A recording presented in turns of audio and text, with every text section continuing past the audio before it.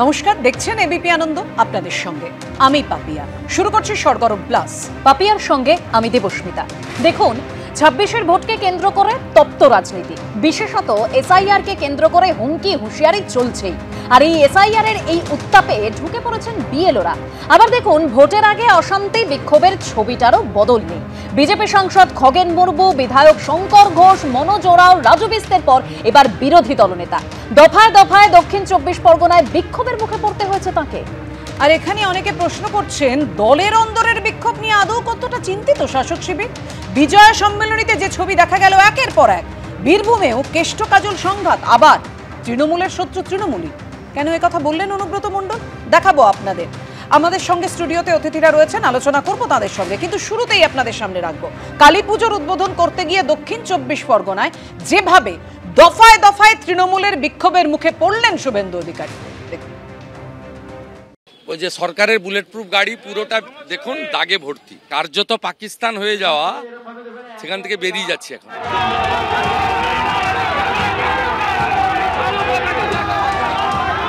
কখনো go back, কখনো জয় বাংলা, আবার কখনো উঠল চোর স্লোগান।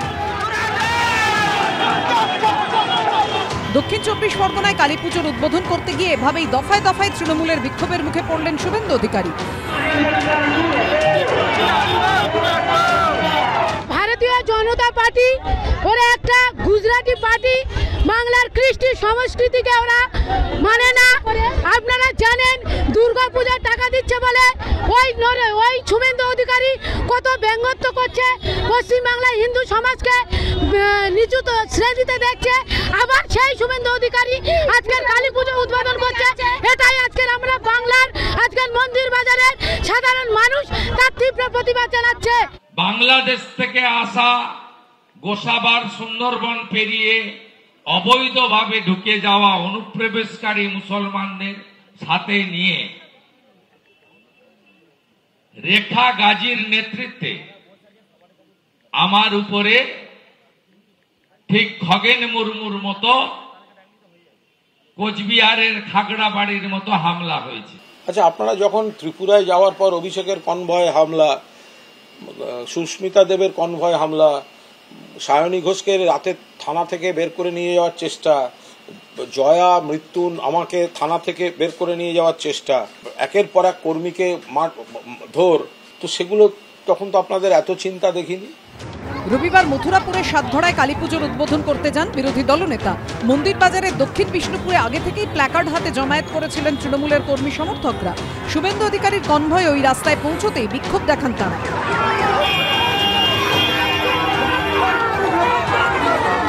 সেখান থেকে বেরিয়ে পাথর প্রতিমার বৈরাগী মোড়ে আরেকটি পুজোয় যান বিরোধী দলনেতা।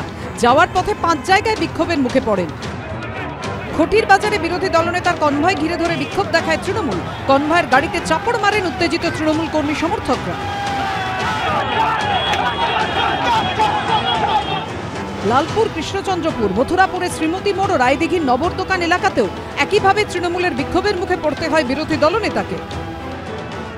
দক্ষিণ ২৪ পরগনায় ভোট দেওয়া তো আগেই বন্ধ ছিল বিরোধীদের। আজকে দেখে গেলাম হিন্দুরা তার ধর্ম পালন করতে পারবে না। আমি তো আজকে রাজনীতি করতে আসিনি, ধর্ম পালন করতে এসেছিলাম। আমার ওই যে সরকারের বুলেট প্রুফ গাড়ি পুরোটা দেখুন দাগে ভর্তি, এবারে মানে কার্যত পাকিস্তান হয়ে যাওয়া, সেখান থেকে বেরিয়ে যাচ্ছে এখন। বিক্ষোভ টিক্ষোভ কি বুলেট প্রুফ গাড়ির সম্পর্ক কি? কেউ তো ওনাকে আহত করতে যায়নি। মানুষের কি কি বলেছে সেইটা একটুখানি জিজ্ঞাসা করুন না। মানুষের ক্ষোভের কথাটা তাদের কি শুনলেন? ১০০ দিনের টাকা কেন কেন্দ্র দেয়নি, তো উনি জোরে বলুন। মানুষ এইটা বলেছে। আবাসের টাকা কেন কেন্দ্র দেয়নি? বাংলা বললে বাংলাদেশি বলা হচ্ছে কেন? কেন আমাদের নেতা নেত্রীদের, আমাদের মাননীয় মুখ্যমন্ত্রীকে অশালীন ভাষায় আপনি আক্রমণ করছেন? তো বলুন, উনি শুধু এই ভিকটিম কার্ড খেলছেন কেন আজকে? এর আগে চলতি বছরের ৫ই আগস্ট কোচবিহারে শুভেন্দু অধিকারীর কনভয় হামলা হয়। ভেঙে চুরমার করে দেওয়া হয় বুলেট প্রুফ গাড়ির কাজ। ১৮ই জুন আদালতের অনুমতিতে মহেশতলায় গিয়ে বিক্ষোভের মুখে পড়তে হয় বিরোধী দলনেতাকে। এবার দক্ষিণ ২৪ পরগনাতেই দফায় দফায় বিক্ষোভের মুখে পড়লেন শুভেন্দু অধিকারী। গৌতম মণ্ডল, পার্থপ্রতিম ঘোষ ও অনির্বাণ বিশ্বাসের রিপোর্ট, এবিপি আনন্দ। অর্থাৎ প্রতিবেদনে আপনারা দেখলেন যে আজকেই প্রথম বিরোধী দলনেতা বিক্ষোভের মুখে পড়লেন এমনটা নয়, এর আগেও তিনি বিক্ষোভের মুখে পড়েছেন। আর এখান থেকে আমি একটু অর্ণবদার কাছে যাব। অর্ণবদা, গণতন্ত্র যেটা বলে যে বিরোধী রাজনৈতিক দল যে কোনো সময় যে কোনো জায়গায় যেতে পারে, তো সেটা এখানে তো শুভেন্দু অধিকারী তিনি বলছেন আমি রাজনীতি করতে যাইনি, আমি কালীপুজোর উদ্বোধন করতে গিয়েছিলাম, সেখানে এভাবে বিক্ষোভের মুখে পড়তে হবে কেন তাকে? দেখুন, গণতন্ত্র তো অনেক কিছু বলে, কিন্তু সেই কথা সমস্ত জিনিসগুলো কি গণতান্ত্রিক ব্যবস্থার মধ্যে মানা হয়? ধরুন আজকে বিক্ষোভ কথাকে আমরা বারবার করে ব্যবহার করছি, বিক্ষোভ শব্দটার মধ্যে ক্ষোভ শব্দটা রয়েছে, যেটা কুণালদা বললেন একটু আগে, যে ওখানে যে প্রশ্নগুলো সাধারণ মানুষ তুলছে, যেমন রাজ্য সরকারের কাছে মানুষের দাবি দেওয়া আছে, বিরোধী দলনেতার কাছেও একই রকমভাবে দাবি দেওয়া আছে, কারণ তারও অত্যন্ত গুরুত্বপূর্ণ একটা ভূমিকা রয়েছে ডেমোক্রেসিতে, যে গণতন্ত্রের কথা আপনি বলছেন। এই যে 1,84,000 কোটি টাকা বাকি বকেয়া আমাদের রাজ্য পাচ্ছে না, সেইখানে দাঁড়িয়ে একাধিক তাই বিক্ষোভ শব্দটা একদম মানে বুঝিয়ে দিলেন, জাস্টিফাই করছেন। আমি বলছি যদি আপত্তি থাকে, যদি আপনাদের অভিযোগ থাকে, টাকা না থাকে, কেন্দ্রীয় বঞ্চনার শিকার হন, তাহলে আদালতে যাচ্ছেন না কেন? শুনুন, সমস্ত জিনিস আদালতে গিয়ে তার যে মীমাংসা হবে বা সেটা কতদিনে মীমাংসা হবে তার থেকে বড় কথা হচ্ছে সেই জন্য রাস্তায় এরকম বিক্ষোভ। না, রাস্তায় বিক্ষোভ কি, মানুষ বিক্ষোভ তো করবেই। তার কারণ হচ্ছে যখন আপনি উত্তরবঙ্গের কথা যখন বললেন, দেখুন উত্তরবঙ্গ তো ঘেলে ভোট দিয়েছে 19 সালের পর থেকে বিজেপিকে। 26,000 জন এমপি ওখানে, 26,000 শিক্ষক যখন চাকরিহারা হলো, একটু অর্ণব এই কথাটা বলতে হবে, তখন মনে হলো না যে আদালত কি প্রয়োজন, আদালতে কেন যেতে হবে, আদালতে কেন ছুটতে হবে? তখন মনে হলো না যে কোনটা ঠিক কোনটা বেঠিক, সেটা একেবারে পরিষ্কার করে দিই, সামনে নিয়ে আসি। চাকরির ক্ষেত্রে যখন বলবেন এবং সেই দুর্নীতির কথা যখন বলবেন, সেই দুর্নীতি তো ডেফিনিটলি কেউ এটাকে সমর্থন করছে না, আমি তো সমর্থন করছি না, কিন্তু সেখানে আদালত যা মানে নির্দেশ দিয়েছে সেই নির্দেশ মেনেই তো রাজ্য সরকার সেভাবে এগিয়েছে। যে স্কুল সার্ভিস কমিশন পরীক্ষা দিতে বলা হয়েছে, যে পদ্ধতিতে বলা হয়েছে, সেটা নিয়েও মামলা হয়েছিল এবং সেই মামলাতে সেখান থেকে আবার একটা মীমাংসা হয়ে সেই নিয়ম অনুযায়ী সেভাবেই পরীক্ষাটা নেওয়া হয়েছে, সেভাবেই তো এগোনো হয়েছে পুরো জিনিসটা। কিন্তু একটা জিনিস বুঝতে হবে যে এই যে বাঙালি মানে বাঙালি আর বাংলাদেশি, মানে বাংলা বললে বাংলাদেশি, প্রায় 3600 জনকে গোটা ভারতবর্ষে, প্রায় 3,600 জন এরকম লোককে, যারা কিনা বাঙালি পরিযায়ী শ্রমিক হিসেবে কাজ করতে গেছে বা অন্য জায়গায় রয়েছে, গরিব মানুষ তাদের উপর যে হামলা হয়েছে, যে তাদের উপর যে ধরনের হেনস্থা করা হয়েছে, একটা কথা কি উনি বলেছেন? এটা তো তার কাছ থেকে আমরা এটাও এক্সপেক্ট করি, তো উনি তো বাঙালির নেতা, একই সঙ্গে উনি তো আমাদেরই নেতা, তো ন্যাচারালি উনি যখন এই ধরনের কথা বলবেন না, বা উনি এরকম কখনো কথা বলবেন যে ওটা আটকাবো, ওই টাকা আটকাবো, অর্থ কমিশনের টাকা আটকে দেবো, এই ধরনের কথাবার্তাগুলো যদি বলেন, তাহলে তো মানুষের কোথাও একটা মানে বিশ্বাসভঙ্গ তো তার উপর তৈরি হবে। সেই বিশ্বাসের জায়গাটা তো কোথাও তার তরফ থেকেও তো সেই মানে চাওয়াটা মানুষের থাকতে পারে। আচ্ছা, মানুষের চাওয়াটা থাকতে পারে, সেই কারণে বিক্ষোভ দেখানো হয়েছে। আমি অভ্রের কাছে এই নিরাপত্তার জায়গাটায় আসি। অভ্র, 2020 সালের 10ই ডিসেম্বর জেশে লোকনাথ বিজেপির সর্বভারতীয় সভাপতি জেপি নাড্ডার কনভয়ে হামলা হলো। এবার আসি এ রাজ্যে বিরোধী দলনেতার কথা, শুভেন্দু অধিকারী কোচবিহারে গিয়ে হামলার মুখে পড়লেন, গাড়ির কাজ ভাঙা হলো, উনি বলছেন বুলেট প্রুফ গাড়ি, তাই প্রাণে বেঁচে গেলাম। আমি বলছি তারপরেও যেখানে জেড ক্যাটাগরির সিকিউরিটি পান, কেন্দ্রীয় বাহিনীতে মোড়া বুলেট প্রুফ গাড়ির কনভয়, সঙ্গে পুলিশের পাইলট কার রয়েছে, তারপরও তৃণমূল কিভাবে ঢুকে গিয়ে এই বিক্ষোভ দেখাতে পারলো? দেখুন পাপিয়াদি, প্রথমত তো এখানে গণতন্ত্র বাংলায় নেই, এখানে লুঙ্গিতন্ত্র রয়েছে, এটা আলাদা করে বলার কিছু নেই, এটা অর্ণবদাও ভালো করে জানেন। অর্ণবদা ইচ্ছের কথা বলছিলেন, মানুষের ইচ্ছের কথা বলছিলেন, যারা আজকে বিজেপি সমর্থক দেখছে তাদেরও মনে হতে পারে যে বিজেপি মুখপাত্র অভ্র সেন কেন এই তৃণমূল মুখপাত্রের কানায় গোড়ায় হারমোনিয়াম বাজাচ্ছে না, কেন ভদ্রভাবে কথা বলছে। তো মানুষের ইচ্ছাকে আমি সমর্থন করে কি সেটা করতে পারি? নিশ্চয়ই করতে পারি না, নিশ্চয়ই আপনিও সেটা চান না সেটা করব। তো এবার যেটা ব্যাপার হচ্ছে, আমি একটা গণতান্ত্রিক পরিবেশকে সমর্থন করি এবং মনে করি গণতন্ত্র থাকা উচিত, তাই মানুষ চাইছে চোর তৃণমূলের কানের গোড়ায় হারমোনিয়াম বাজান, কিন্তু আমি বাজাচ্ছি না, আমি মুখে কথা বলছি। আর সেখানে তৃণমূলের একজন প্রতিনিধির অফিসিয়াল বক্তব্য হচ্ছে এবিপি আনন্দে বসে যেটা করা হয়েছে সেটা নাকি মানুষের আবেগ, মানুষ যেটা করেছে ঠিক করেছে। তার মানে টপ ডাউন অ্যাপ্রোচে পুরোপুরি দুষ্কৃতীদের পার্টি। আমি বলছি আবার, লুঙ্গিতন্ত্র কায়েম করেছে এরা। আপনি দক্ষিণ 24 পরগনায় যান, আমি কিছুদিন আগে গেছিলাম, আপনি যেদিকে যাবেন দেখতে পাবেন হিন্দুদের নামে পাড়া, ধরুন ঘোষপাড়া, ব্যানার্জি পাড়া, পাইক পাড়া, এই ধরনের। কিন্তু আপনার যেদিকে দুযোগ যাবে আপনি দেখতে পাবেন 10 বছরের বাচ্চা থেকে 90 বছরের বুড়ো হাবড়া সব ছোট, মিডিয়াম সাইজ এবং বড় সাইজের লুঙ্গি পরে এদিক ওদিকে ঘুরে বেড়াচ্ছে। আপনি একটাও, আর লুঙ্গি ফেস টুপি, একটাও হিন্দু দেখতে পারবেন না। ডেমোগ্রাফিক চেঞ্জ দক্ষিণ 24 পরগনায় এই ধরনের হয়ে গেছে এবং সেটা ড্রাস্টিক। সেটা কেন হয়েছে?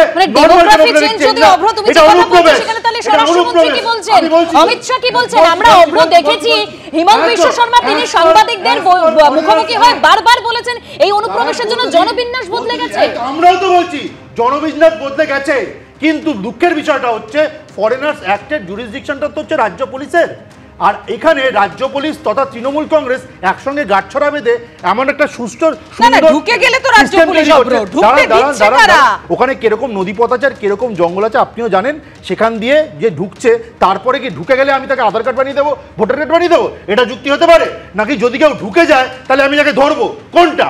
তাহলে তৃণমূলের যে এটা যুক্তি যে যদি কেউ ঢুকে গিয়ে থাকে তাকে আমি আধার কার্ড বানাবো, ভোটার কার্ড বানাবো, আমি এখানকার নাগরিক বলে চালিয়ে দেবো, বাংলায় কথা বলে বলে বাঙালি বলে চালিয়ে দেবো, ভারতীয় বলে চালিয়ে দেবো, এটা কি সঠিক যুক্তি? আমি আমাদের আপামর বাঙালি দর্শকদের কাছে এই প্রশ্নটা রাখতে চাই। বাংলাদেশ থেকে ঢুকছে, রোহিঙ্গারা ঢুকছে, তারাও বাংলা ভাষায় কথা বলে, তারা বাংলা ভাষায় কথা বলে বলে তারা কি ভারতীয় হয়ে গেল? আর যদি ধরুন ঢুকে এলো, ওখানে আনফেন্স বর্ডার, ওখানে পোরাস বর্ডার, মানে এখান থেকে একটা কথা বলতে হয়, এই যে তুতু ম্যামের হচ্ছে এখানে দায়িত্ব কার? আমি বিশ্বনাথ চক্রবর্তীর কাছে যাব। বিশ্বনাথ, দেখুন সেই অনুপ্রবেশ ইস্যু উঠলো এবং সেখানে সেই কেন্দ্র রাজ্য দায় ঠেলাঠেলি। আর যদি বিক্ষোভের কথা যদি আমরা দেখি, সেখানে বিরোধী হলে সেটা হচ্ছে জনরোষ, আবার তৃণমূল হলে সেখানে কোথাও গিয়ে সেই সংবিধানে আঘাত। আর বিজেপিকে এই যে বিক্ষোভের মুখে পড়তে হচ্ছে ভোটের আগে, সেটা বিজেপির ক্ষেত্রে কতটা অস্বস্তির? প্রথমত এটাকে জনরোষ মানে যেটা বলানোর চেষ্টা করছে কুণাল ঘোষরা, সেটা যে একেবারেই মিথ্যে। তার কারণ হলো যারা ওখানে রেখা গাজীর নেতৃত্বে উপস্থিত ছিলেন প্রত্যেকের হাতে পোস্টার ছিল, ব্যানার ছিল, এবং পোস্টারগুলো আগের থেকে তৈরি করা এবং পার্মানেন্ট পোস্টার, ফলে একেবারেই স্বতঃস্ফূর্ত নয়। ওটা তৃণমূল কংগ্রেস সচেতনভাবে ওই ধরনের মানে বিক্ষোভ দেখিয়েছে। এবং পুজোর আবহে, সাধারণত পুজোর সময় বাঙালি রাজনীতি কয়েকদিন করে না, কিন্তু বাঙালি এখন পুজোর দিনও রাজনীতি করছে, এখন সরাসরি মানে মাঠের রাজনীতি করছে। এবং একই সাথে তোমায় বলতে চাই যে এটা দুটো ভার্সন আসছে। রেখা গাজী বলছেন যে শুভেন্দু অধিকারী কেন পুজোতে অনুদান দিল, মানে পুজোতে অনুদান সরকার দিয়েছে, কেন শুভেন্দু অধিকারী সমালোচনা করেছে, কটাক্ষ করেছে, তাই আমরা বিক্ষোভ দেখিয়েছি। আর কুণাল ঘোষ বলছেন যে রাজ্য সরকার বঞ্চিত, টাকা পায়নি, 100 দিনের টাকা পায়নি। তাই কোনটা সত্যি? রেখা গাজীরটা সত্যি না কুণাল ঘোষেরটা সত্যি? কিন্তু সবচেয়ে বড় যে প্রশ্নটা তোমাকে আমি বলতে চাই, দেখো আমরা কেন বারবার বলি যে গণতন্ত্রটা দাঁড়িয়ে থাকে বিরোধী দলের উপর, বিরোধী রাজনৈতিক দলের উপর, তার নেতার উপর। বারবার যদি তুমি দেখো, শুভেন্দু অধিকারী একজন বিরোধী নেতা হিসেবে কিন্তু আক্রান্ত হচ্ছে, কোথাও কোচবিহারে আক্রান্ত হচ্ছে, কোথাও মহেশতলায় আক্রান্ত হচ্ছে, বারবার বিরোধী রাজনৈতিক জায়গা থেকে আক্রান্ত হচ্ছে। কিন্তু আমরা প্রশ্ন তুলতে চাই বিজেপির নেতৃত্বের কাছে যে দল কোথায়? ধরো আজকে বিভিন্ন জেলাতে গিয়ে যখন বিজেপি নেতৃত্ব আক্রান্ত হচ্ছে, কেন? মানে সবাই জানে যে এখানে বডি পলিটিক্স হয়, মানে পরিষ্কার বডি পলিটিক্সে তৃণমূল যদি মিছিলে মানে লোক দাঁড় করিয়ে দেয়, তোমাকেও লোক দাঁড় করাতে হবে। ভাই বলতে আমাদের মানে অসুবিধা হচ্ছে ঠিকই, একজন অধ্যাপক হিসেবে বলা যায় না, কিন্তু তোমাকে যদি পশ্চিমবাংলায় রাজনীতি করতে হয় তাহলে আজকে বাংলার গণতন্ত্র তৃণমূল নিয়ে গেছে। বিশ্বনাথদাকে বলতে দিতে হবে, বিশ্বনাথদা বাইরে আছেন, অভ্র প্লিজ। আমি প্রশ্ন তুলতে চাই বিজেপির দল কোথায়? আজকে দক্ষিণ 24 পরগনাতে বারবার যে যখন গেছে, সুকান্ত মজুমদার গেছে, শুভেন্দু অধিকারী গেছে, বারবার আক্রান্ত হয়েছে, জেপি নাড্ডা আক্রান্ত হয়েছে দক্ষিণ 24 পরগনাতে। তারপরেও বিরোধী নেতা যখন যাচ্ছে তখন দল কেন ব্যাকআপ দিবে না? আমার প্রশ্ন হচ্ছে দক্ষিণ 24 পরগনার মতন জায়গায় যেখানে সব সময় বিজেপি আক্রান্ত হচ্ছে, শুভেন্দু অধিকারী বিরোধী নেতা হিসেবে আক্রান্ত হতে পারেন, কেন দল সেখানে ব্যাকআপ দিবে না? একই সাথে তোমাকে বলতে চাই, খগন মুর্মুকে যারা মানে আক্রমণ করেছিল, তুমি কি মনে করো ওটা ক্ষোভ ছিল? ওটা গুন্ডা, যারা মানে রক্তাক্ত করেছে একজন সাংসদকে, গুন্ডা। এবং প্রত্যেক ক্ষেত্রে তুমি যদি রাজ্য সরকারের পুলিশের ভূমিকার দিকে তাকাও, তাহলে খগেন মুর্মুকে যারা মেরেছিল কয়জন অ্যারেস্ট হয়েছে, কয়জনকে প্রিভেন্ট করতে পেরেছে? পুলিশ পাশে দাঁড়িয়েছিল, খগন মুর্মুকে বাঁচানোর চেষ্টা করেনি। কালকে রাজু বিস্তারের কনভয়ের মধ্যে ইয়ে হয়েছে, আক্রমণ করা হয়েছে। রাজু বিস্তার একজন সাংসদ, কেন তার কনভয়ে আক্রমণ করা হবে?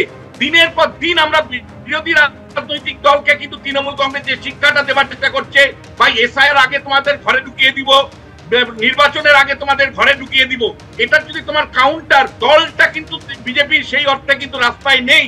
সেই কারণেই কিন্তু তৃণমূল কংগ্রেস এতটা সাহস পাচ্ছে, যে কোনো নেতাকে যে কোনো সময় আটকে দিতে পারছে, ঘরে ঢুকিয়ে দিতে পারছে। তৃণমূল কংগ্রেসের লার্জার যে পলিটিক্যাল অবস্থান এখন, সেটা হলো এসআইআর আগে বিজেপির নেতা কর্মীদেরকে মানে ঘরের মধ্যে ঢুকিয়ে দাও। যেটা অত্যন্ত পরিচিত রাজনীতি তৃণমূল কংগ্রেসের। এক একটা নির্বাচন যখন তৃণমূল কংগ্রেস আসে ঝাঁপিয়ে পড়ে বিরোধী। সে কখনো সিপিএম এর যখন প্রধান শক্তি ছিল সিপিএম এর বিরুদ্ধে এরকম ঝাঁপিয়ে পড়তে দেখেছি, কংগ্রেসের বিরুদ্ধে ঝাঁপিয়ে পড়তে দেখেছি, এখন বিজেপি প্রধান শক্তি তাদের বিরুদ্ধে ঝাঁপিয়ে পড়ছে। অর্থাৎ বিশ্বনাথ দা, তৃণমূলের যে রাজনৈতিক কৌশলের কথা আপনি তুললেন সেখানে বিজেপির সংগঠনের প্রসঙ্গ আমার শুরুতেই অভ্রর কাছে সেই প্রশ্ন ছিল, কিন্তু আমি নির্দিষ্ট কোনো উত্তর পাইনি। যেখানে আমি আসবো আপনার কাছে আসবো, কিন্তু তার আগে শুভেন্দু অধিকারীর আক্রমণের আগে দাঁড়ান, শুভেন্দু অধিকারীর ধৈর্য ধরতে হবে।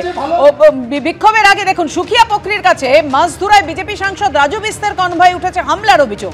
আর এই আবহে রবিবার বিজেপি সাংসদ রাজু বিস মমতা বন্দ্যোপাধ্যায়কে আক্রমণ করলেন, বললেন মমতা দিদির সময় আইন শৃঙ্খলার অবস্থা বরবাদ হয়ে গেছে। পাল্টা গোটাটা রাজু বিস্তের সাজানো চিত্রনাট্য বলে দাবি করেছেন গৌতম দেব। দেখুন,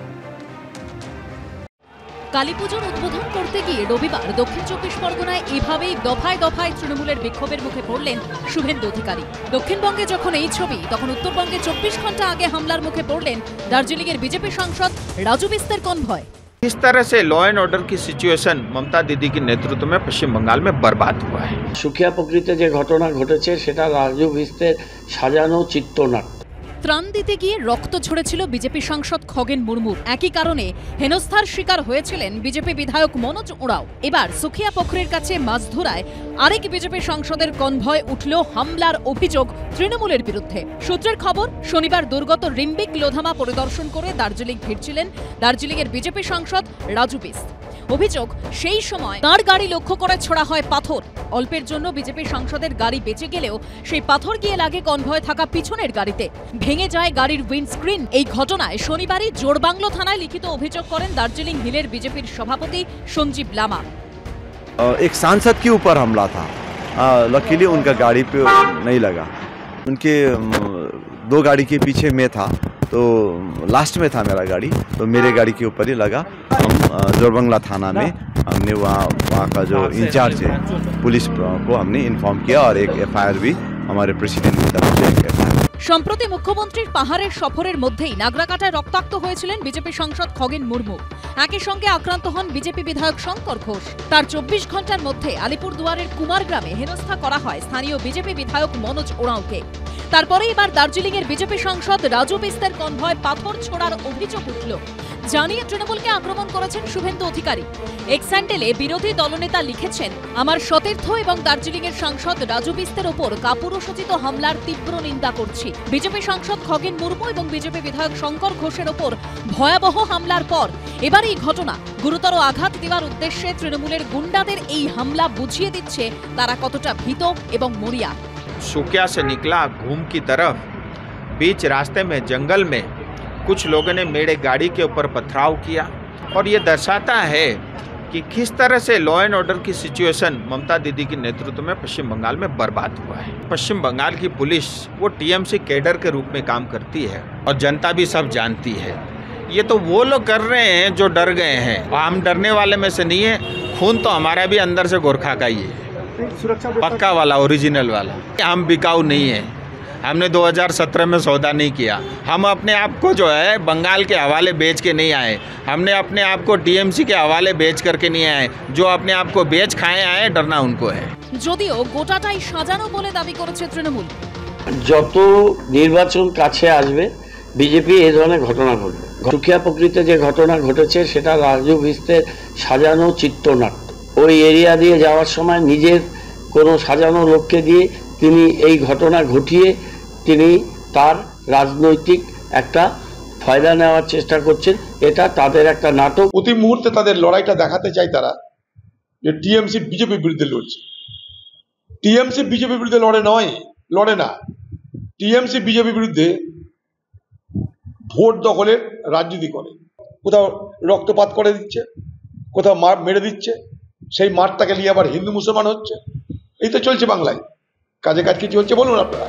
রবিবার দলীয় সাংসদের কনভয়ের উপর হামলার অভিযোগের প্রতিবাদে NGP থানার সামনে বিক্ষোভ দেখায় বিজেপি। দার্জিলিংয়ের পুলিশ সুপার প্রবীণ প্রকাশ জানিয়েছেন, FIR দায়ের করে তদন্ত শুরু হয়েছে। সনদ ঝা, মোহন প্রসাদ ও রাজীব চৌধুরীর রিপোর্ট, ABP আনন্দ, দার্জিলিং। একদম রাজু বিস তিনি বলছেন যে আইন শৃঙ্খলা ভেঙে পড়েছে। সম্বিত পাত্র তিনি বলছেন গণতন্ত্রের কণ্ঠরোধ করা হচ্ছে। আমি সলিলদার কাছে যাব। সলিলদা, সব থেকে বড় প্রশ্ন হচ্ছে আইন শৃঙ্খলা। পুলিশের সামনেই আমরা দেখতে পেলাম একদম শুভেন্দু অধিকারীর কনভয়ে যে হামলা হয়েছে, একদম পুলিশ সেখানে ছিল। তাহলে পুলিশ প্রশাসনের সেই নজরদারি, সেই তৎপরতা, আইন শৃঙ্খলা রক্ষা করার দায়িত্ব কোথায়? দেখো, তুমি 2021 থেকে শুরু করো, 2021-এ জেপি নাড্ডার থেকে শুরু করো, তারপরে শুভেন্দু অধিকারীর থেকে শুরু করো, মহেশতলা থেকে শুরু করো, বারুইপুর থেকে শুরু করো, মন্দিরবাজার, মথুরাপুর এবং কাকদ্বীপ পুলিশ ডিস্ট্রিক্ট আন্ডারে যে ঘটনা ঘটেছে, সাংগঠনিক দুর্বলতা কোনো পলিটিক্যাল পার্টি থাকতেই পারে, তাদের দৈন্যতা থাকতে পারে, তাদের সেরকম অর্গানাইজেশন নেই, তাই থাকতেই পারে। কিন্তু তাদের যদি সেই সবলতা থাকতো তাহলে তো দুদলে অ্যাফ্রে হতো, তাহলে তো আরও সিচুয়েশন আরও খারাপ হতো। সেটা কি চায়? আমরা চাইছি যে আইনের শাসনটা কেন থাকবে না। দেখো, এলওপি কিন্তু ডিজার্ভ করে জেড প্লাস ক্যাটাগরি, এবং তাকে সুরক্ষা দেওয়া এবং তাকে ঠিকমতো তার জায়গায় পৌঁছে দেওয়ার দায়িত্ব কিন্তু রাজ্যের। এবং আইনের শাসন যদি এখানে থাকতো, সঠিকভাবে বলবৎ থাকতো, তাহলে কিন্তু এই ঘটনা ঘটতে পারতো না। এটা কিন্তু মানে শাসন ক্ষমতা থেকে গৌতম দেব চেয়ারে বসে আজকে অনেক কথা বলতে পারছেন, কালকে যখন উনি শাসন ক্ষমতায় থাকবেন না, যদি না করেন, যদি না হয়, তখন কিন্তু ওনার এই বক্তব্য থাকবে না।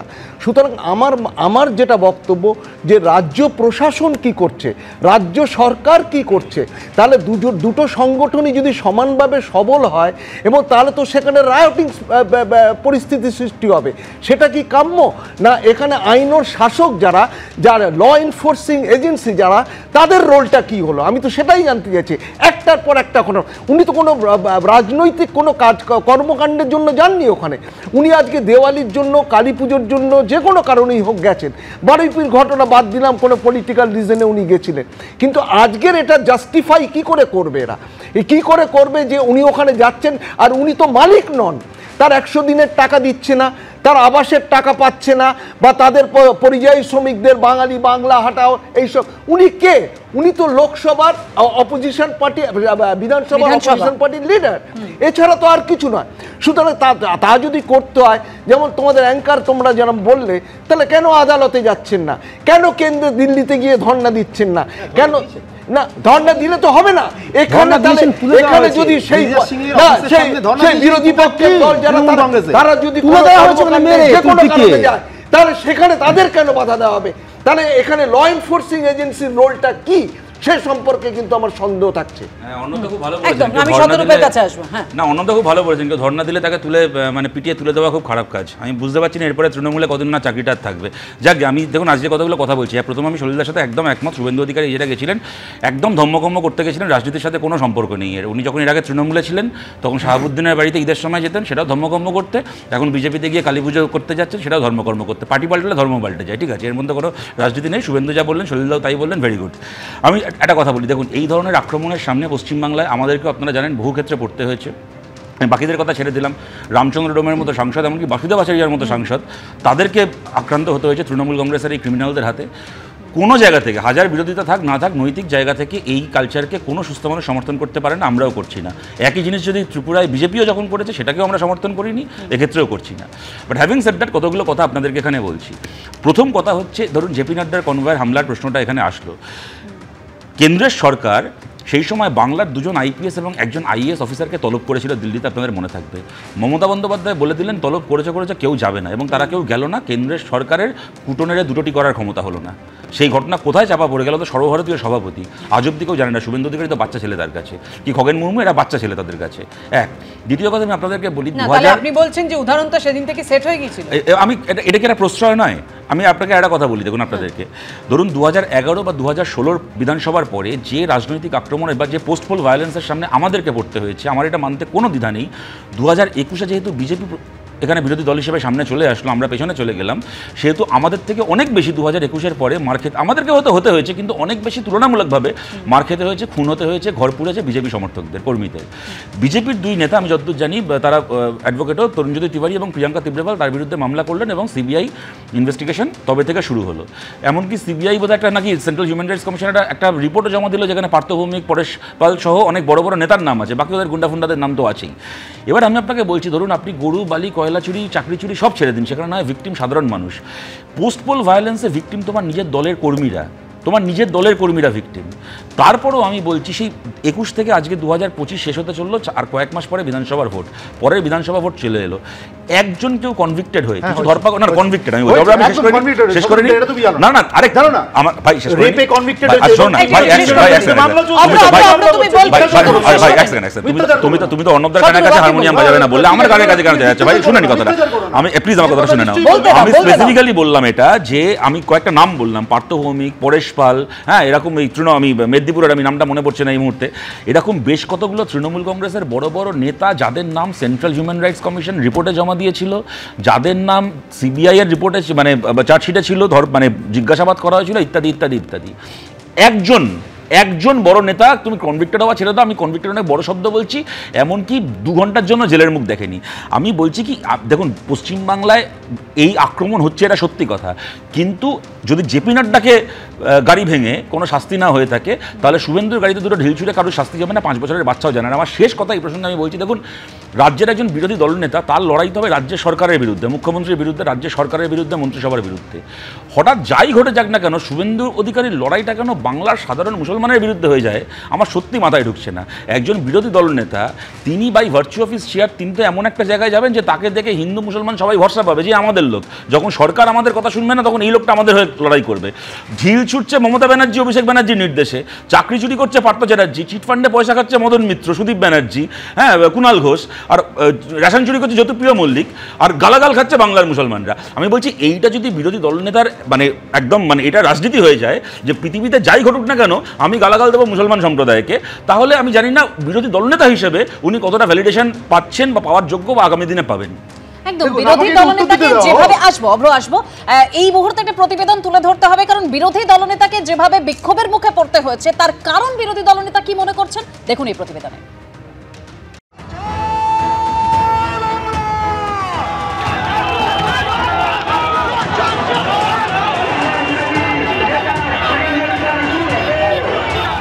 কালীপুজোর উদ্বোধন করতে গিয়ে রবিবার দক্ষিণ 24 পরগনায় এভাবেই বিক্ষোভের মুখে পড়তে হয়েছে শুভেন্দু অধিকারীকে। আর এই ঘটনাতে উঠে এলো ভোটার তালিকার বিশেষ সংশোধনের প্রসঙ্গ।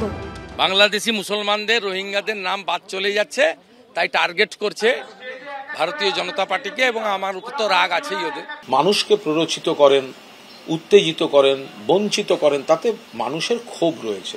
এসআইআর নিয়ে রাজ্য রাজনীতিতে তোলপাড় চলছে। শাসক দল ও বিরোধী দলগুলির মধ্যে হুমকি হুঁশিয়ারি শেষ নেই। কেউ বলছেন 1 কোটির বেশি নাম বাদ যাবে। সঠিক এসআইআর হলে গত 10-12 বছরে বাংলাদেশের মুসলমান যেভাবে ঢুকেছে কাঁটাতারের মেড়া না থাকার ফলে, তাতে 1 কোটিরও বেশি নাম বাদ যাওয়া উচিত। আবার কেউ বলছেন নাম বাদ গেলে রক্তগঙ্গা বইবে। একটা বৈধ ভোটারের নাম যদি বাদ যায় তাহলে আগুন জ্বলবে, রক্তগঙ্গা বইয়ে দেবো বাংলা জুড়ে। এসআইআর এর নাম করে যদি একটা ভোটারের নাম বাদ যায়, যারা বাদ দেবে তাদের চোখ দুটোকে উবড়ে ফেলা হবে এখান থেকে একেবারে। এই আবহেই দক্ষিণ 24 পরগনায় গিয়ে এদিন দফায় দফায় তৃণমূলের একাংশের ক্ষোভের মুখে পড়েন শুভেন্দু অধিকারী। মূলত যে এসআইআর চালু হতে চলেছে এবং তার জন্যই কিন্তু এই ক্ষোভ এবং বিক্ষোভ, এবং সেই কারণে শুভেন্দু অধিকারী জানাচ্ছেন যে বিরোধী দলনেতা তিনি বাধা হয়ে দাঁড়াচ্ছেন, তার জন্যই আজকের এই হামলা। পুলিশ দাঁড়িয়ে করাচ্ছে। আমার যে সরকারের বুলেট প্রুফ গাড়ি পুরোটা দেখুন দাগে ভর্তি, মানে কার্যত পাকিস্তান হয়ে যাওয়া, হিন্দুদের হাতের বাইরে চলে গেছে। লক্ষ্য কি এসআইআর? হ্যাঁ একদম, বাংলাদেশি মুসলমানদের, রোহিঙ্গাদের নাম বাদ চলে যাচ্ছে, তাই টার্গেট করছে ভারতীয় জনতা পার্টিকে, এবং আমার উপর তো রাগ আছেই ওদের। পাল্টা জবাব এসেছে তৃণমূলের তরফে। বিজেপি নেতারাই তো বড় বড় কথা বলেছে, দিল্লিকে বলে দিয়েছি বাংলাকে যেন 100 দিনের টাকা না দেয়। ফলে বাংলার মানুষ, শ্রমজীবী মানুষ, তারা ক্ষুব্ধ হয়ে আছেন বিজেপির প্রতি। তার সঙ্গে তৃণমূলের কোথাও পরিকল্পিতভাবে কোনো বাধা দেয়া কোনো সম্পর্ক নেই। কে কোন দল করেন ভিন্ন কথা, আমার পছন্দ না হলেই আমি তাকে মারবো, এটা ফ্যাসিস্টিক, এটা কখনো হতে পারে না। যে কালচার বিজেপির, সেই কালচারই পশ্চিমবাংলায় তৃণমূল, আমি তীব্র নিন্দা করছি। বিধানসভা ভোটের এখনো কয়েক মাস বাকি, তার আগে যেভাবে এসআইআর কে কেন্দ্র করে রাজনীতির বারুদ চড়ছে, তাতে এসআইআর শুরু হলে কি হবে? এখন এই প্রশ্নই ঘোরাফেরা করছে অনেকের মনে। পার্থপ্রতিম ঘোষ, অনিদান বিশ্বাস ও রঞ্জিত হালদারের রিপোর্ট, এবিপি আনন্দ। আমি রাজাগোপাল বাবুর কাছে যাব। রাজাগোপাল বাবু, শুভেন্দু অধিকারী বলছেন যে এসআইআর নিয়ে ভয় পাচ্ছে, তাই এরকম ভাবে বিক্ষোভ দেখানো হচ্ছে। আর দেখুন, এই যে এসআইআর অর্থাৎ বাংলার ক্ষেত্রে কত নাম বাদ যাবে সেটা শুভেন্দু অধিকারীও বলেছেন, আবার শান্তনু ঠাকুরকেও আমরা দেখেছি। কিন্তু প্রশ্ন হলো রাজাগোপাল বাবু, বিজেপির কাছে এই তথ্যটা আসছে কোথা থেকে? এটা তো কমিশনের তরফে দেওয়া হবে। আর দেখুন, এসআইআর বাংলায় এখনো শুরু হয়নি, তার আগে এই সংঘাত। না দেখুন, আমি দু তিনটে কথা একটু বলে নিই। একটা হচ্ছে ক্ষোভের কথা কেউ বললেন, ওনার বিরুদ্ধে লিডার অফ অপোজিশনের বিরুদ্ধে ক্ষোভ আছে। হ্যাঁ, ক্ষোভ থাকতেই পারে। ক্ষোভ, ওনার একটা অফিসও আছে লিডার অফ অপোজিশনের অ্যাসেম্বলিতে। যদি তাই না, আমরা মুখ্যমন্ত্রী বা কারোর বিরুদ্ধে যদি আমাদের ক্ষোভ থাকে, আমাদের পিটিশন আমরা সেখানে দিয়ে আসি। যাত্রাপথে এইভাবে করার কিন্তু গণতান্ত্রিক দেশে, গণতান্ত্রিক সংস্কৃতিতে এর কোনো প্রচলন নেই। যেটা সুতরাং ওই ক্ষোভের ব্যাপারটা যেভাবে ব্যাখ্যা করা হয়েছে আমার মনে হয় সঠিক নয়। এটা হচ্ছে একটা দিক। আবার 2 নম্বর হচ্ছে যে শুভেন্দু বা শান্তনু ঠাকুর এরা নাম্বারস কী করে দিচ্ছে পরীক্ষায়। অনেকে আমরা যখন পরীক্ষা দিয়ে আসি, আমরাও নিজেরা অনেকেই বলে দিই এত মার্কস পাবো, সেটা দিতেই পারে, তাই না? এটাকে আমরা বলি না আমি 100 পাবো, কেউ বলছে 150 পাবো, কেউ বলছে কোনো রকমের পাস, এটা তো সবাই বলে। সুতরাং উনি বলছেন বলেই সেটাই যে নির্বাচন কমিশনের কথা, সেটা তো বলার ব্যাপার নয়।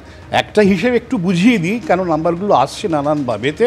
প্রথম ব্যাপারটা হচ্ছে যে 2002-এর পর থেকে 2025-এ প্রায় 3 কোটি ভোটার বেড়েছে এবং জনসংখ্যা বেড়েছে তার অর্ধেক। সুতরাং এই যে 3 কোটির অর্ধেক বাদ যাওয়ার কথা, এটাই হচ্ছে বক্তব্য। তাতেই হয়তো নানান কথা বলছেন। উনি বলছেন বলেই সেটাই নির্বাচন কমিশনের কথা। কত লোকে তো কত কী বলছে সেটা গুরুত্বপূর্ণ নয়। যেটা দাঁড়াচ্ছে যে আরেকটা কথা পরিষ্কার মনে হচ্ছে বলার, যে দেখুন, পশ্চিমবঙ্গে যারা শাসন করছে তারা মনে করে যে লোকটা ম্যাটার করে তাকে আমি রাজনীতি করতে দেব না। এখন সিপিএম ম্যাটার করে না, তাকে রাজনীতি করতে দিচ্ছে, তারা অনেকে কথা বলছে। এখন দেখা যাচ্ছে বিজেপি গত নানা নির্বাচনের নিরিখে তারা খবরের দোরগোড়ায় এসছে, নির্বাচনে একটা প্রতিপক্ষ হিসেবে তৈরি হচ্ছে এবং সেই সমস্ত নেতারাই পথে ঘাটে ঘুরতে পারছেন যাদের সেন্ট্রাল ফোর্স দিচ্ছে। বোঝাই যাচ্ছে, কেউ বলার চেষ্টা করছে সেন্ট্রাল গভর্নমেন্ট বুঝি চুপচাপ আছে, তা কিন্তু না। সেন্ট্রাল গভর্নমেন্ট এই যে ওদেরকে সব সিকিউরিটি দিয়েছে, এখানেও দেখি স্টুডিওতে অনেক নেতাও দেখি নিয়ে আসেন পরিষ্কার বক্তব্য যে পশ্চিমবঙ্গের কোথাও এই সিকিউরিটি ফোর্স ছাড়া বিজেপির নেতারা বা অন্য পার্টির নেতারা কেন পান না আমার জানা নেই। তাদেরও পাওয়া নিঃসন্দেহ হয়তো প্রয়োজন আছে। অর্থাৎ গণতান্ত্রিক যে প্রশ্নটা আসছে যে মানুষ কেন আন্দোলন করছে, এটা নেতারাই সিআইএসএফ নিয়ে তারাই পথে ঘাটে ঘুরতে পারছে না, সাধারণ মানুষ তো কোথায় যাবে? এই যে জায়গায় চলে গেছে গণতন্ত্রের কোনো পরিবেশ নেই, সেন্ট্রাল গভর্নমেন্ট সিআইএসএফ দিয়ে এর আগে আমরা কোনোদিন দেখিনি।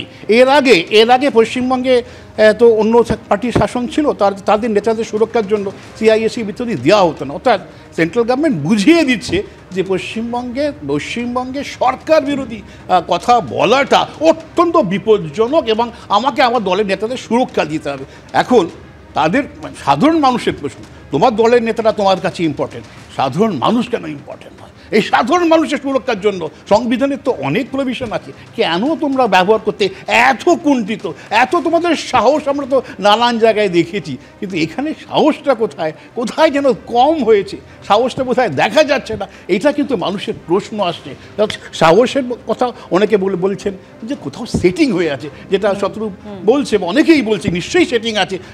নাড্ডাকে যখন মারা হলো নাড্ডার কনভয়েতে, কিচ্ছু হলো না, তখন শুভেন্দুর গাড়ি শুভেন্দুর কনভয় যে দুটো যদি ইট পড়ে বা খগেন মুরগির উপর রক্তবর্ণ বহিয়ে দেওয়া হয়, তো তারা সেটিং তো রয়েছে, কেন তারা ইন্টারভেনশন করবে? এখন আমি জানি না, এখন সাধারণ মানুষ কিন্তু সেই প্রশ্নই করতে চাইছে যে সাধারণ মানুষ, তোমার নেতাদের সুরক্ষা তোমরা দিচ্ছ, সাধারণ মানুষের সুরক্ষা তারা কীভাবে? একদম, আপনি সাধারণ মানুষের সুরক্ষা নিয়ে কথা বলছেন, বলবেন, অবশ্যই আসবো আপনার কাছে, কিন্তু তার আগে দেখিয়ে নিই যে এসআইআর নিয়ে তৃণমূলের হুঙ্কারে পাল্টা হুঙ্কার দিয়েছেন বিজেপি বিধায়ক। রাজ্যে এসআইআর না হলে নির্বাচন করতে দেব না, নির্বাচন চাপিয়ে দিলে দিল্লিতে আগুন জ্বলবে। এসআইআর নিয়ে নিজের অবস্থানে অনড় বিজেপি বিধায়ক শ্রীরূপা মিত্র চৌধুরী। এসআইআর নির্বাচন আয়োগকে করতেই হবে, মানে আমি ইলেকশন কমিশন অফ ইন্ডিয়ার কথা বলছি, আমি বারবার বলেছি এসআইআর করতেই হবে। যদি তারা এই রাজ্যে এসআইআর করতে সক্ষম না হন তাহলে আমরাও নির্বাচন হতে দেব না। এটা কিন্তু আমাদের একটা বলতে পারেন আমরা প্রতিজ্ঞাবদ্ধ। আমরা অনেক সহ্য করেছি।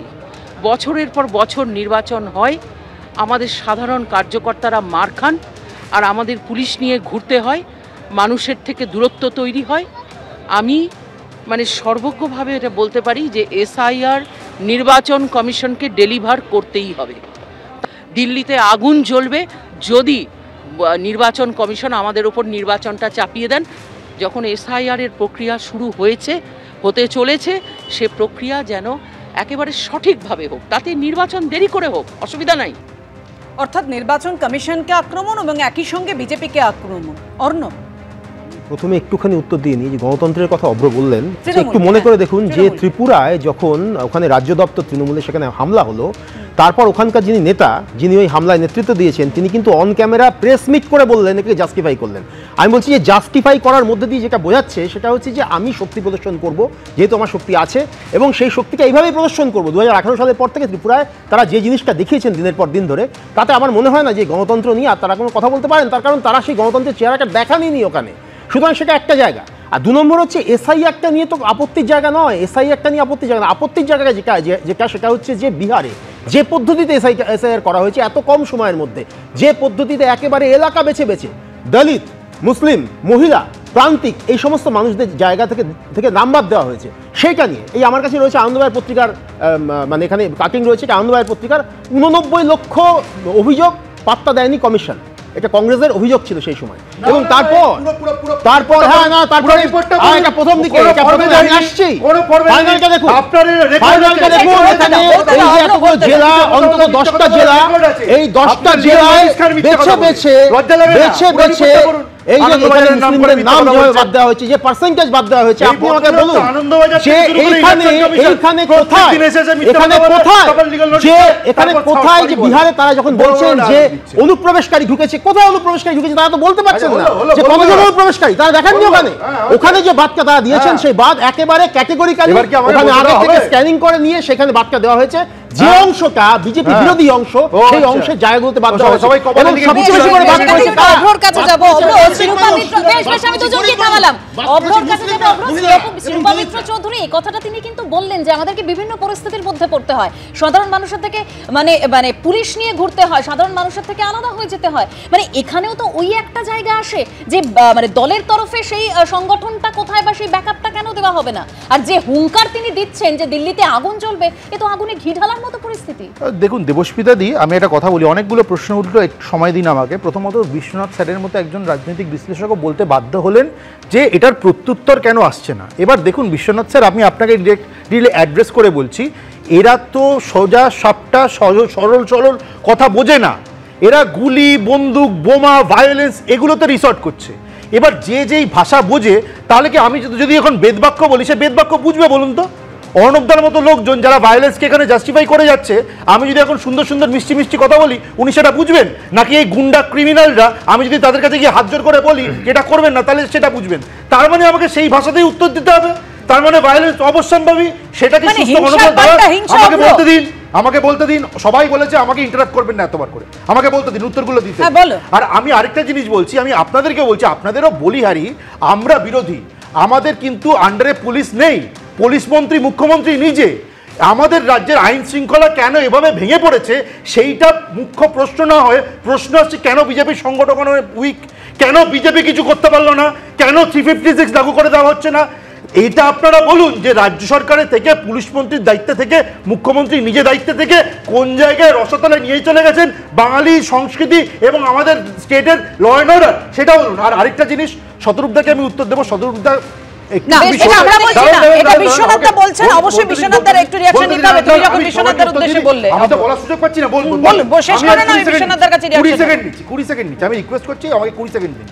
আমি শতরূপদার কথা শুনছিলাম। শতরূপদা এমনি অন্য সময় অন্য বিভিন্ন কাজে ব্যস্ত থাকতে পারে, কিন্তু শতরূপদা তুমি তো এই শোটাতে বসে রয়েছো, এখানে সবকটা প্যাকেজ শুনছো।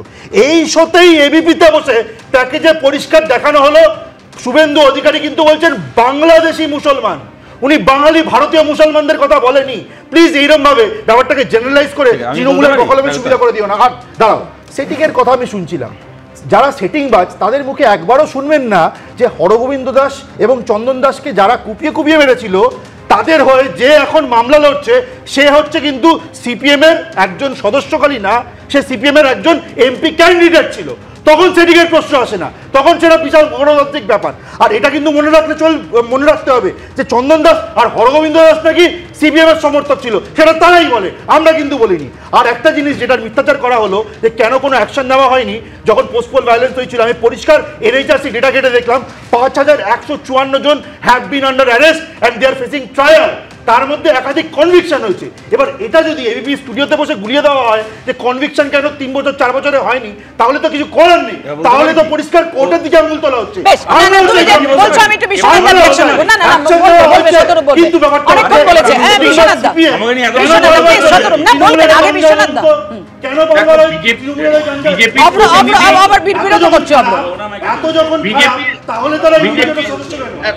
বিজেপির প্রতিনিধি দলকে রক্ষা করার জন্য এসছেন, দলের পক্ষে বলবেন, এটি স্বাভাবিক। আমি প্রশ্ন তুলতে চাই, যেখানে স্টুডিও থেকে তোমরা বারবার বলছো পাপিয়া যে দল কোথায়, ব্যাকআপ নেই কেন? আজকে পূর্ব মেদিনীপুরে তৃণমূল কেন পারে না? তৃণমূল পূর্ব মেদিনীপুরে পারে না কারণ শুভেন্দু অধিকারী পুরো পার্টিটাকে নামিয়ে দেয়, পুরো পার্টিটাকে পূর্ব মেদিনীপুরে শুভেন্দু নামিয়ে দেয়, সেই কারণে তৃণমূল কংগ্রেস করতে পারে না এই ধরনের। আমি তোমাকে বলছি, তোমাদের সমস্যাটা হচ্ছে তোমরা অত্যন্ত আত্মবিশ্বাসী, তোমরা অত্যন্ত ওভার কনফিডেন্স, এবং আমরা প্রশ্ন তুলবো না। আজকে জেপি নাড্ডার দূরে আছেন, শোনা যাবে না দুজনে কথা বললে। ধারাবাহিকভাবে বিরোধী দলের নেতা যখন আটকাচ্ছে, কতগুলো তোমরা অ্যাকশন নিতে পেরেছো? আমরা প্রশ্ন তুলবো না সিবিআই ইডি কেন মাথা পর্যন্ত তদন্ত নিয়ে যেতে পারলো না, কেন মাথা পর্যন্ত দর্শক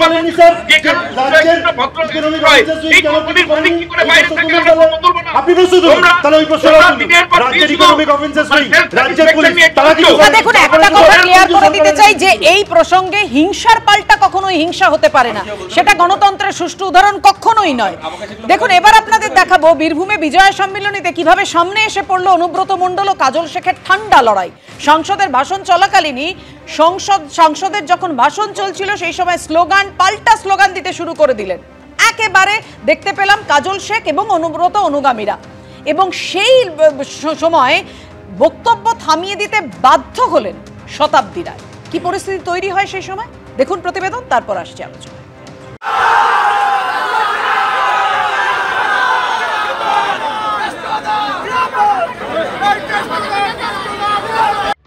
বীরভূমে অনুব্রত মণ্ডল ও কাজল শেখের দ্বন্দ্ব নতুন কিছু নয়, তবে বিজয়া সম্মেলনীকে ঘিরে সেই দ্বন্দ্বই আরও প্রকট হয়ে উঠল।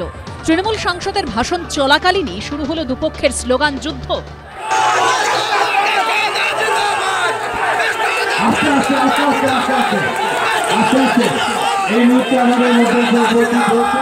বাধ্য হয়ে বক্তব্য থামিয়ে দিতে হলো শতাব্দী রায়কে। শনিবার মোরারইয়ে তৃণমূলের বিজয়া সম্মেলনী ছিল, বক্তব্য রাখছিলেন বীরভূমের সাংসদ শতাব্দী রায়। মঞ্চে তখন বসে রয়েছেন তৃণমূলের কোর কমিটির আহ্বায়ক অনুব্রত মণ্ডল। ঠিক সেই সময় সেখানে পৌঁছন বীরভূমের জেলা সভাধিপতি ও জেলা রাজনীতিতে অনুব্রত মণ্ডলের বিরোধী বলে পরিচিত কাজল শেখ। তাকে দেখেই স্লোগান দিতে শুরু করে দেন তার অনুগামীরা। পাল্টা অনুব্রত মণ্ডলের অনুগামীরাও তার ছবি হাতে স্লোগান দিতে থাকেন।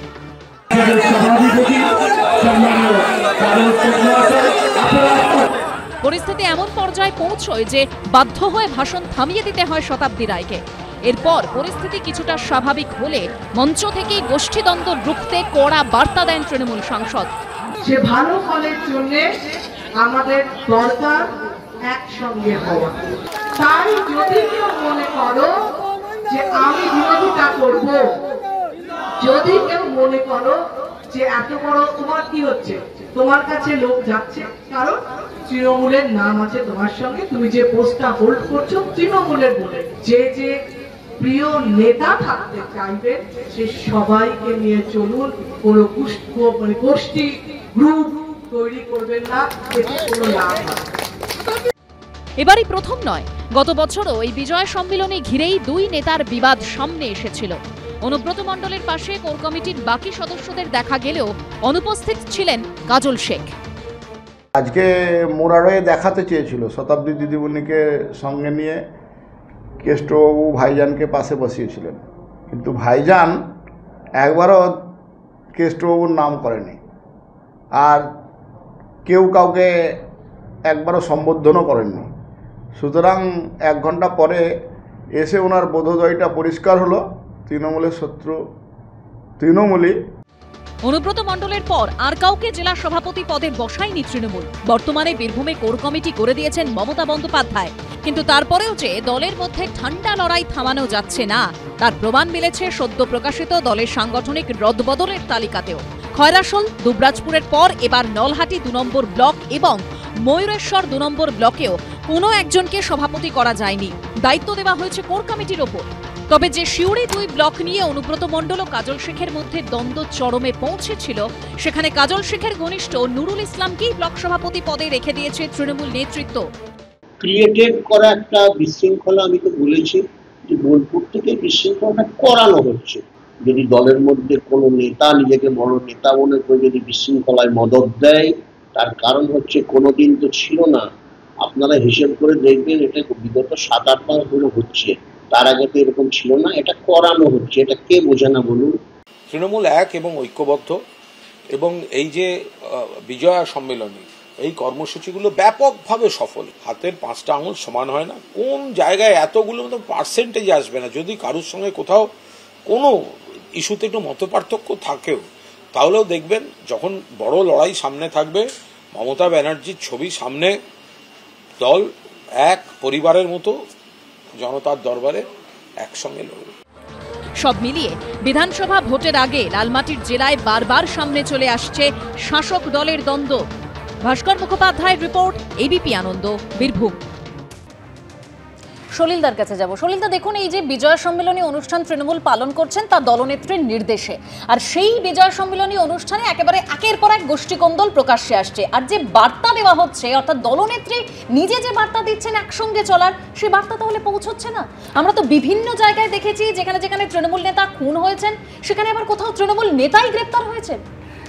দেখো, তুমি খুব দুর্ভাগ্যজনক, এতদিনের সিজনড অভিজ্ঞ রাজনীতিবিদ অনুব্রত মণ্ডল, কাজল শেখ, তাদের তুমি আলোচনাটা দেখো না।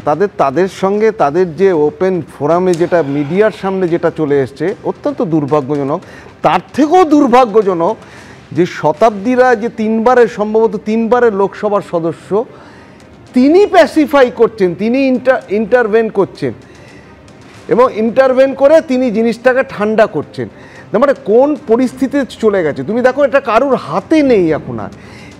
এদের যে অন্তর্দ্বন্দ্ব এবং ইন্টারনাল পলিটিক্যাল রিফট, যেটা পার্টি রিফট যেটা চলছে, সেটা কিন্তু লাগাতার অ্যাব্রাপ্টলি, আনলিমিটেড, আনকন্ট্রোলভাবে চলছে, কিন্তু দিনের পর দিন চলছে। এবং সেটাকে খুব দুর্ভাগ্যজনক এই কারণে যে অত বড় নামকরা সমস্ত অভিজ্ঞ পলিটিশিয়ানদের যে গণ্ডগোল বা ঝগড়া বা গোষ্ঠীদ্বন্দ্ব, সেটাকে প্যাসিফাই করার জন্য শতাব্দী রায়কে আজকে ওই ডায়াসে নেবে বক্তব্য রাখতে হলো, তারপরে প্যাসিফাই হলো।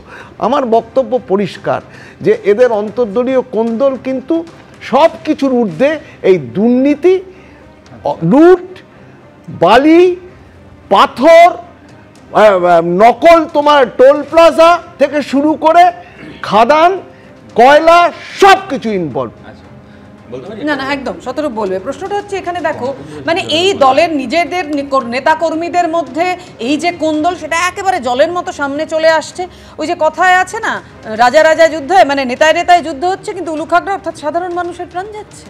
দেখুন, আমি একটা ঠিকই কথা, আমি আপনার সাথে একমত হই, এটা বলছি। অনুব্রত মণ্ডল আর কাজল শেখের অনুগামীদের মধ্যে একটুখানি স্লোগানের লড়াই হলো, সেটা আমাদের কাছে অতটা গুরুত্বপূর্ণ নয়। গুরুত্বপূর্ণ হচ্ছে ওদের এই লড়াইয়ের ফলে বকটুয়ে 9 জন মানুষ জীবন্ত পুড়ে যায়, এবং সেখানেও একই ব্যাপার, সিবিআই তারও তদন্ত করছে এতদিন ধরে, তারও কোনো সুরাহা অবধি হলো না। এবং যেহেতু আপনারা কথা দিয়েছিলেন যে আমি আমার উত্তর দেওয়ার সময় পাবো, আমি 10 সেকেন্ড চেয়ে নিচ্ছি। আমি একটা স্পেসিফিক প্রশ্ন করেছিলাম, অবশ্যই সাথে একটা জায়গাতে আমি একমত যে ওই জনরোষের অজুহাত দিয়ে কি তুমি তো আমার সংগঠন বলে কিছু নেই, তার মানে এই নয় যে তুমি সরকার পুলিশের পাহারায় লোককে মারধর করবে, আমি এই জায়গার সাথে একমত। কিন্তু আমি স্পেসিফিক নাম বলেছিলাম পার্থ ভৌমিক বা পরেশ পালদের, যাদের নাম হিউম্যান রাইটস কমিশনই তাদের রিপোর্টে দিয়েছিল। আমি খালি জানতে চাই পৃথিবীর কোন আদালতে তাদের বিরুদ্ধে মামলাটা চলছে। কিন্তু আবার এখন যেটাকে নিয়ে প্রশ্নটা করা হচ্ছে, দেখুন, এই আমরা বীরভূমে তৃণমূল কংগ্রেসের এই গোষ্ঠীদ্বন্দ্ব, কি গোটা বাংলাতে এই ধরনের গোষ্ঠীদ্বন্দ্ব আমরা আগেও দেখেছি। কিন্তু কুণাল ঘোষ যে কথাটা বলেছেন, ওনার এই কথাটাও একেবারে ঠিক। ভোট আসলে মমতা বন্দ্যোপাধ্যায়ের নামে ওরা সবাই এক হয়ে যায়, কেননা ওরা জানে ক্ষমতায় থাকলে আমার ইনকাম হবে, কাজলেরও ইনকাম হবে, অনুব্রতেরও ইনকাম হবে। তাই সারা বছর স্লোগানের লড়াই চলবে, কিন্তু কিন্তু ভোট আসলে সবাই একসঙ্গে মিলে বুথ দখল করবে, একসঙ্গে মিলে পয়সা কামানোর ব্যবস্থা করবে। তাই তৃণমূলের কাছ থেকে বাংলাকে রক্ষা করতে গেলে কাজল, অনুব্রত, মমতা, অভিষেক সহ গোটা তৃণমূলকে হারাতে হবে। এর গোষ্ঠী ভালো না ওর গোষ্ঠী ভালো, এটা একটা মুখরোচক আলোচনা হতে পারে, কিন্তু এর মধ্যে বাংলার কোনো যন্ত্রণা সমাধান নেই।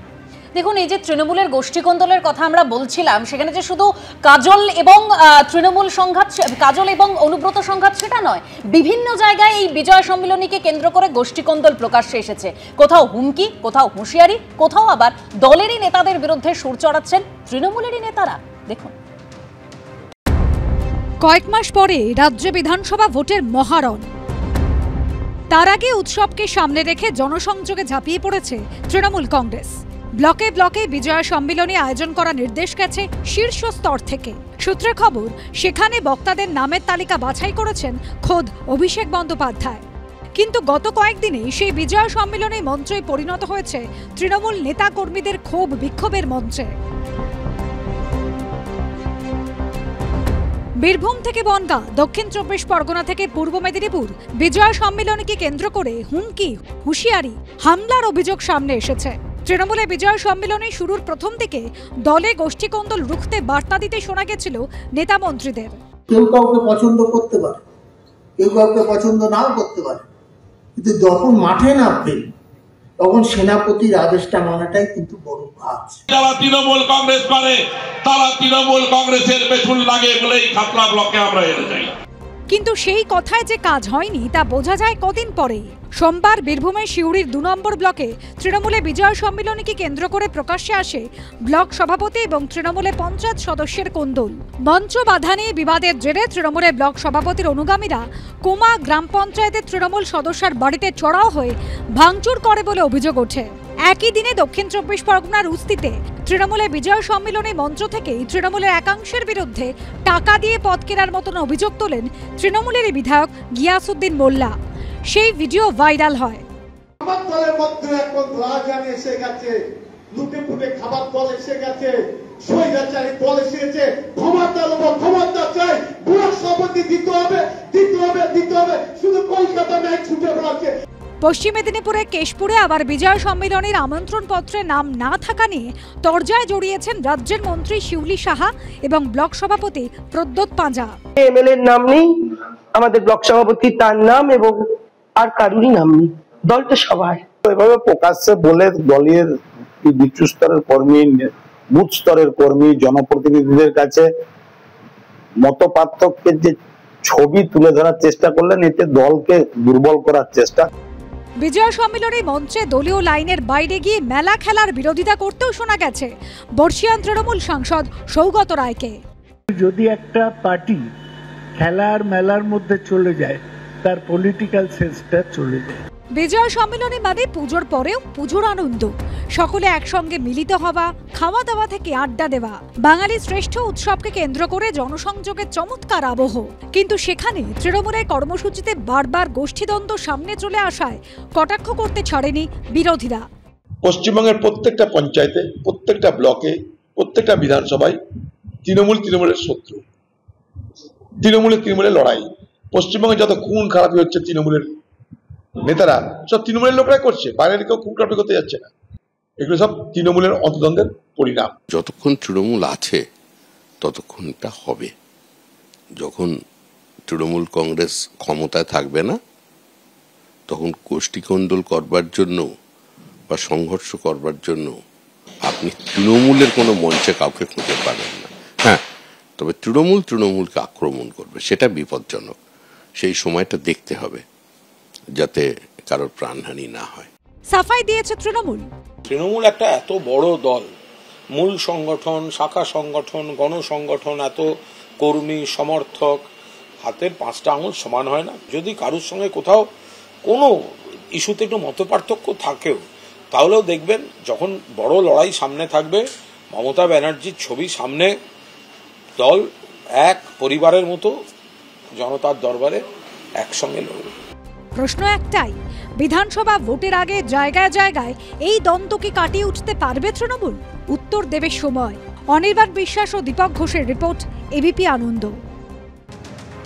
রাজাগোপাল দা, এই যে দলের অন্দরের কোন্দল, এটা কি রোখা যাচ্ছে না, নাকি দুর্নীতি, চুরি, হাজারো রকমের যে অভিযোগ সেগুলো থেকে নজর ঘোরানোর এটাও একটা কৌশল? না দেখুন, যখন কোনো দল আদর্শহীন হয়ে পড়ে, মানে কি আদর্শ, আমি কেন লড়াই করছি, কেন দল করছি, যখন মানুষ বুঝতে পারে না, তখন তার মনে হয় নিজের পকেটটাকে কী করে সাফ করা যায় সেটাই করা উচিত। তখন সে যার সঙ্গে থাকলে, যে গোষ্ঠীর সঙ্গে থাকলে বেশি পয়সা রোজগার করা যায়, তার সঙ্গেই সে থাকে। তারপরে হ্যাঁ, এটাও বোঝে নির্বাচন আসলে যদি হেরে যাওয়া যায় তাহলে আর পয়সা রোজগার হবে না, কিছুই হবে না, তখন একসঙ্গে লড়তে হবে। এটাই হচ্ছে মোটামুটি সারমর্ম।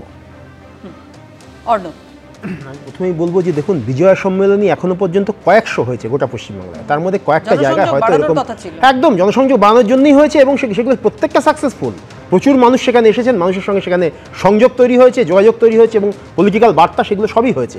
কোনো জায়গায় এই ধরনের ঘটনা ঘটেছে, এবং সেই জায়গাগুলো হাইলাইটেড হবে খুব স্বাভাবিকভাবেই, যে গণমাধ্যম সেখানে গিয়ে পৌঁছবে এবং সেখানে সেই জিনিসগুলোকে হাইলাইটেড করবে। কিন্তু একটা জিনিস মাথায় রাখা দরকার, সেটা হচ্ছে যে এই যে বারবার করে শুনছি, এই একটা জিনিস বারবার করে শুনছি, যে কয়লা, বালি, পাথর আছে।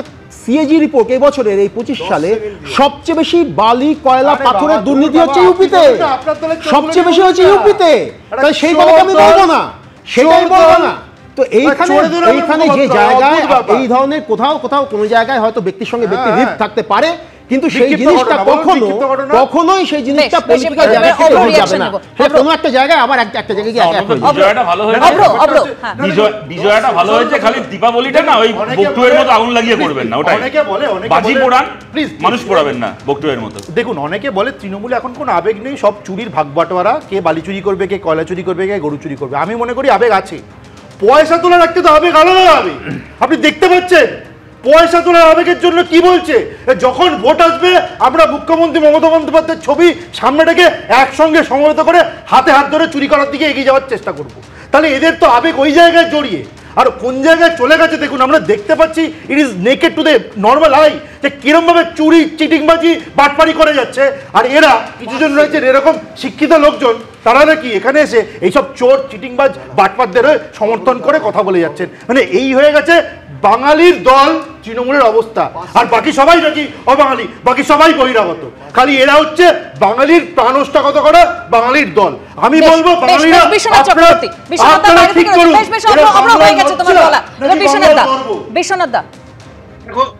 দেখো, তিনটে জায়গা থেকে তুমি দেখতে পারো। একটা হলো যে কলকাতায় যারা রাজনীতি করেন, অর্থাৎ মমতা বন্দ্যোপাধ্যায়, অভিষেক বন্দ্যোপাধ্যায়, তারা খুব সচেতন ভাবে জেলায় জেলায় গোষ্ঠীদ্বন্দ্ব লাগিয়ে রাখেন। মানে খুব সচেতন ভাবে এই দল কিন্তু এই গোষ্ঠীদ্বন্দ্বটাকে সারা বছর ধরে লালন পালন করে। তার একটা দুটো কারণ আছে। একটা হলো যে কেউ যাতে মানে চ্যালেঞ্জ করতে না পারে, প্রতিপক্ষ মানে গুরুত্বপূর্ণ নেতা না হয়ে উঠে, সবাই যাতে এই কলকাতার নেতাদের নেতৃত্বেই থাকে, এবং যার জন্য একটা ব্যালেন্স সবসময় তৈরি করার জন্য গোষ্ঠীগুলোকে রক্ষা করে ওরা। এবং একই সাথে এই গোষ্ঠী যত হবে, এই গোষ্ঠীগুলো প্রতিযোগিতায় নামে ভোটের সময়।